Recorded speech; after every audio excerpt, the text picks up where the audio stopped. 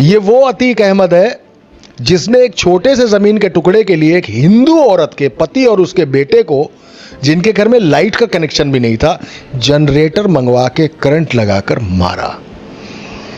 ये वो अतीक है जिसने जमीन के पैसे के लिए ही उमेश पाल की हत्या की, और उस उमेश पाल की हत्या के बाद वो जेल से बाहर आया, मतलब उसको लाया गया तारीख पे, और उस तारीख पर ही उसका मर्डर हुआ। तो जमीन के खेल में वो इस तरीके से फंसा। बहुत बड़े बड़े व्हाइट कॉलर नेताओं का, मंत्रियों का, अक्रॉस द पार्टी लाइन लोगों का पैसा उसके साथ लगा हुआ था। तो उसने पॉलिटिकल पावर भी हासिल की।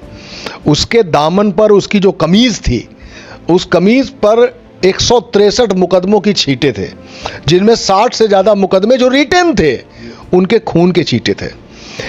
लेकिन किसी मुकदमे में वो गिरफ्तार नहीं हुआ, जबकि उसने सिटिंग एमएलए की हत्या की थी 5 किलोमीटर तक दौड़ा के। 5 किलोमीटर तक दौड़ाकर मारा था उसको।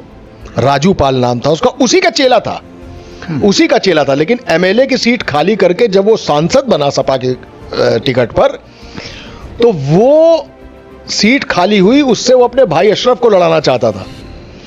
लेकिन मायावती, जो कि अतीक से हमेशा से नाराज थी, क्योंकि गेस्ट हाउस कांड में उसने मायावती पे हमला किया था, मायावती ने उसी के चेले को टिकट दे दिया और वो विधायक हो गया।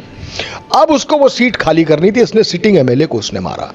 ये था वो अतीक जिसने अपने ही रिश्तेदार की लड़की की ऑनर किलिंग कराई, क्योंकि वो हिंदू ड्राइवर के साथ भाग गई थी। अब यहां से आप तय कर लीजिए कि गाड़ी जिस आदमी की गली से बैक करने पर हत्या हो सकती है, कि तुम बैक करोगे कि हम बैक करेंगे।